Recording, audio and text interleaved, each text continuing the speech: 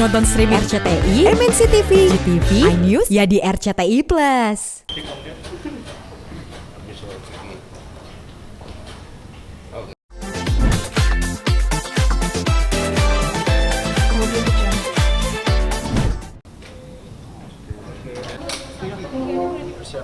I've been training 24/7 setiap hari. I'm ready for this. Question is, Om Vicky ready nggak?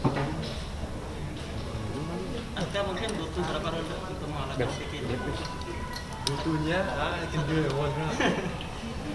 Tapi I'll have fun. Nanti I have fun. Just to see. Kalau Om Ded gimana? Om Ded yang melihat pertandingan ini seperti apa?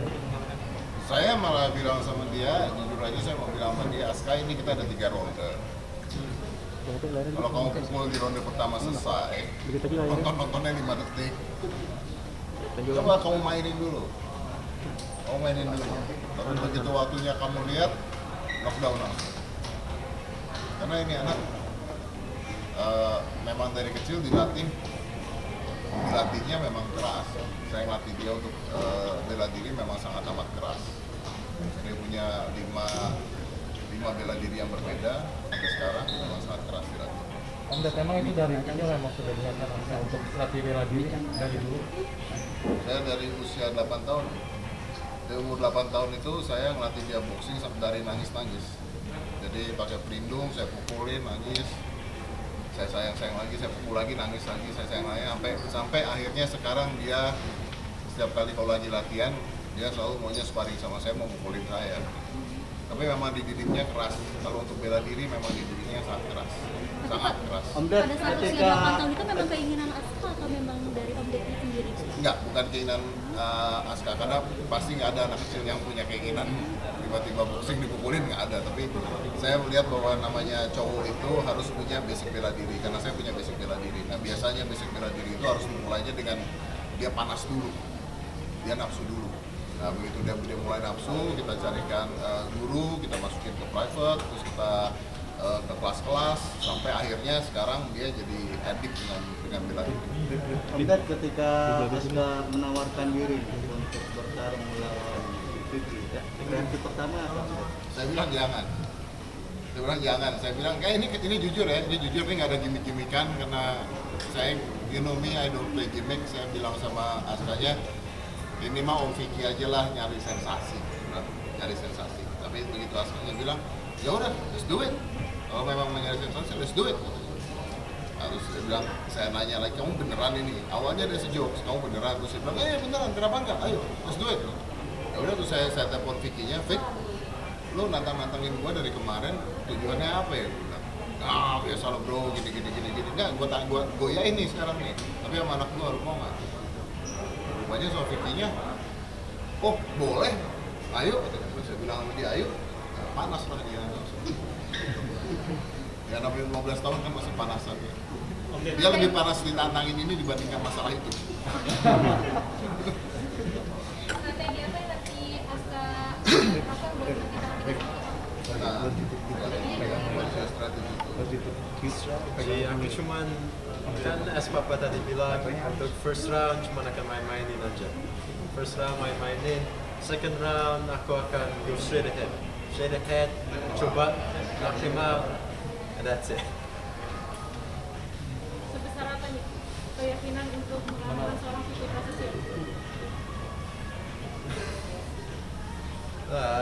Jangan jumawa, jangan sombong. Nah, gini, kalau di boxing ya, kalau di boxing tuh kita nggak pernah tahu gini. Kalau kita ngeliat dari keahlian, saya berani jamin bahwa ini anak kaliannya luar biasa. Saya fight sama dia aja, saya takut. Karena saya sering fight sama dia, berdarah itu sering banget mati pukul sama dia.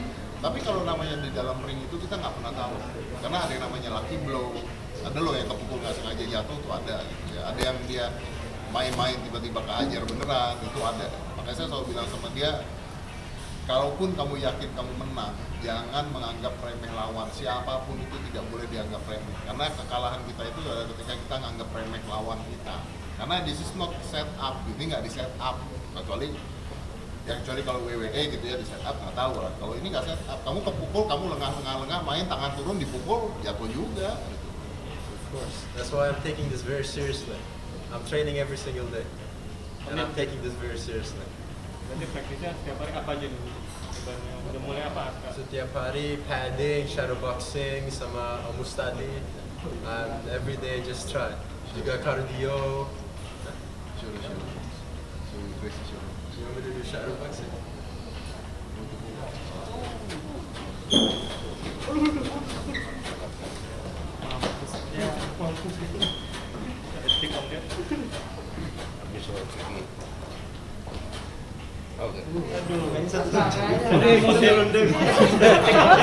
Tadi emosi itu sudah ada di atas panggung. Kemarin tadi tajam banget. Pada saat tatapan tadi emosi itu udah ada ya. Udah nafsu banget nih kayaknya. Enggak, masalahnya Vicky itu kan nggak suka banget mancing emosi orang, kan? Lu tahu lah ya. Kita tuh maunya pertandingan persahabatan, tapi kan lihat sendiri kalau dia ngomong kan kayaknya, ya saya tahu bahwa dia mungkin begini cuma untuk entertain, tapi kan nyebelinnya itu loh yang nyebelinnya gitu. Kayaknya ingin dilalap nih Om Ded. Iya, gitu. Ya ditahan lah, kalau ngomong kan nyebelin gitu kan. Om Ded di satu sisi kan keras nih ya, sama anak. Tapi tadi di sisi lain juga ada sisi hal yang positif ketika jangan meremehkan lawan. Nah ini dua hal yang sangat bertolak belakang, tetapi masuk dalam diri Aska, ya kan? Sistem pendidikan seperti itu yang diterapkan pada Aska ya. Gimana tadi yang kedua? Yang kedua kan, tapi tetap mengingatkan Aska jangan meremehkan lawan, jangan meremehkan orang lain. Suatu saat kita bisa jatuh kapanpun, apalagi dari sering gitu. Oh iya. Itu artinya kan dua sisi yang berbeda, tetapi itu pun yang selalu diingatkan sama Aska. Ya. Ya karena saya bela diri, saya banyak gitu aliran bela diri. Saya pernah rusuk saya patah beberapa tahun yang lalu ya, rusuk saya patah dua di sini. Patah dua kenapa? Karena saya meremehkan lawan. Itu saya mengalami sendiri. Saya lagi sparring sama ponakan saya, karena saya tahu ilmu dia di bawah saya lengah. Patah rusuk saya dua. Jadi semudah itu, meremehkan lawan itu salah, dimanapun itu salah. Dad, berarti nanti untuk pertama kali melihat Aska di atas ring atau Pertama kali, kalau untuk di atas ring yang benar-benar ring tinju pertama kali, karena biasanya kalau dia sparring dan sebagainya biasanya di lokasi kita atau di tempatnya Max Petino, tapi itu pertama kali. berarti siap juga melihat Aska berdarah Udah sering dia berdarah. Tapi kan dengan orang lain nih. sungguhan kan kalau kemarin kan latihan Tapi kalau dia berdarah dipukulin sama apa sparring teman lawan-lawan sparringnya sih udah sering, saya udah ya udah nggak apa-apa lah, masih muda nggak apa-apa. Kalau saya kan berdarah Ya. jangan. Oke. Terima kasih Om Ded. Hah? I'm not, kan kayak Bapak bilang, it's not 100%. That's why aku beneran ini akan serius. Because I said, I'm not underestimating Om Vicky. Om Vicky bisa menang, Lucky Bro bisa menang. That's why aku akan take this seriously, train, dan bener-beneran coba. Ada dukung siapa? Dikit terakhir nextnya lawan Aska sudah ada. Nah ini nih, saya kepinginnya kalau ini udah selesai. Adi tangan.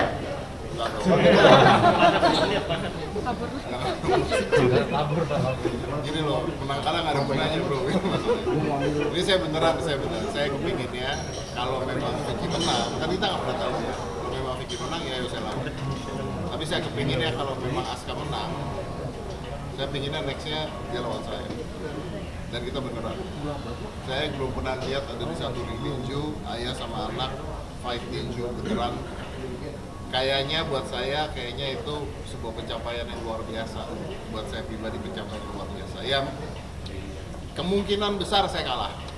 Karena napas. Tapi kalau saya kalah sama dia ya udah.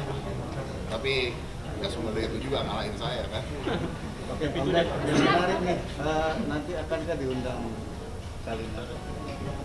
Kalau beliau mau datang silakan, karena kita nggak mungkin juga kita bilang nggak boleh gitu kan. Kalau mau datang silakan. Pertanyaannya kan ada Vicky-nya mau nggak nih gitu kan. Kalau dari sisi kami nggak menutup hal itu, karena kan ibunya tetap ibunya. Nah, itu dia. Ya.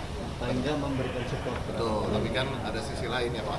Yang itu yang saya nggak bisa jawab. Kalau itu ya silakan aja dealing dengan dia.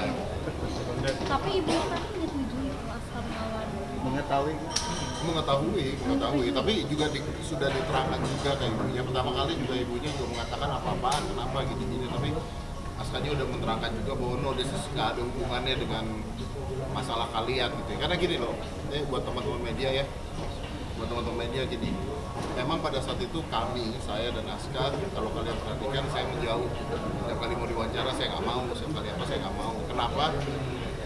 Ya, kalian lihat endingnya kan? Nah, kita nggak mau ada di suasana itu karena pasti ke bawah-bawah dan endingnya juga nanti nggak enak ngapain gitu. Tapi kalau itu udah selesai, makanya begitu udah selesai ya udah, saya nggak ada urusan dengan Vicky, nggak ada urusan dengan ibunya Aska gitu ya. Saya dengan ibunya Aska baik, dengan Vicky baik.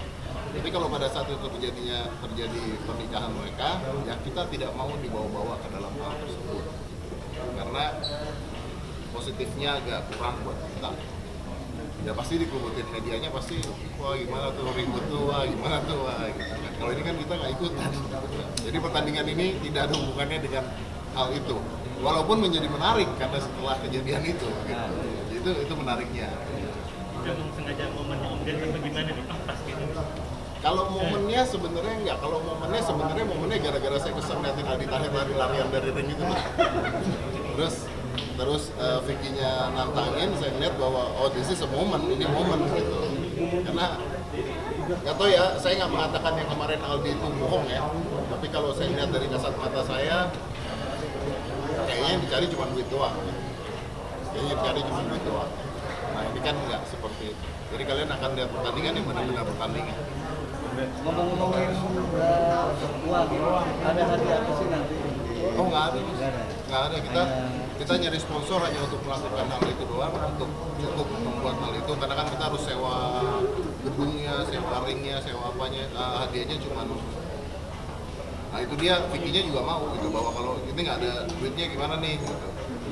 Karena begini, karena kita nggak bisa melakukan ini seperti yang, maaf saya nggak mau nyebut merek, nggak bisa melakukan ini yang dilakukan seperti Aldi dengan Vicky di satu tempat itu, karena Aska kan lebih umur. Karena Aska di umur, jadi kan tempatnya harus steril. Sebelumnya kemarin kan ada kabar juga ya, dan Aska juga memenuhi keinginan cucunya gitu.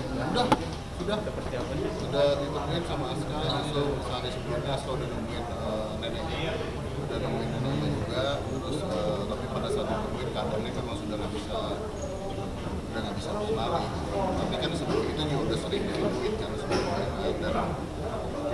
Dan memang maaf sekali lagi kita kemarin kenapa menarik diri ya, karena ya itu pun ada masalah kan kemarin kan. Kayak kita nggak bikin foto-foto kalau ke sana, kita nggak bikin apa, kita nggak bawa masalah. Tapi dia udah. Menurut Anda sendiri seperti apa dan kedekatan? I mean, she's a good person. She's always there. Aku juga temuin banyak kali. When she, yeah, I think aku, man, it's a shock.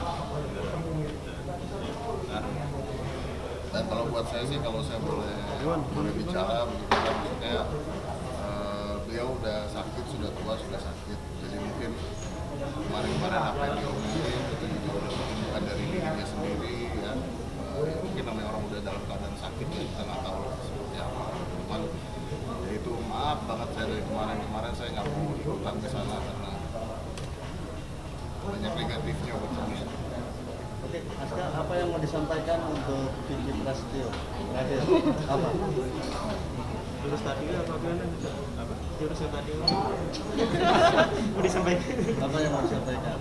Just train hard and give me real fight. Suruh latihan, suruh dan benar kalau bisa.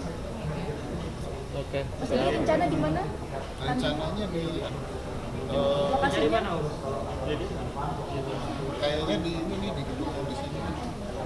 Coba nanti tanya ke itu juga motor Jam berapa Mas Ber? jam 8 malam. Tanggal 31. Tanggal 31. Lokasi berarti dekat Bintaro sini ya Mas? Lokasi dekat Bintaro, cuman kan memang Saya nggak tahu ya kalau tempat lain bisa melakukan rame-rame orang, setahu saya ada protokol. Oke, terima kasih Terima kasih, teman-teman. Foto berdua dong. Omlet ke tengah, Omlet.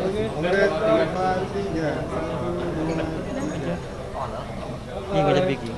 Oke, makasih.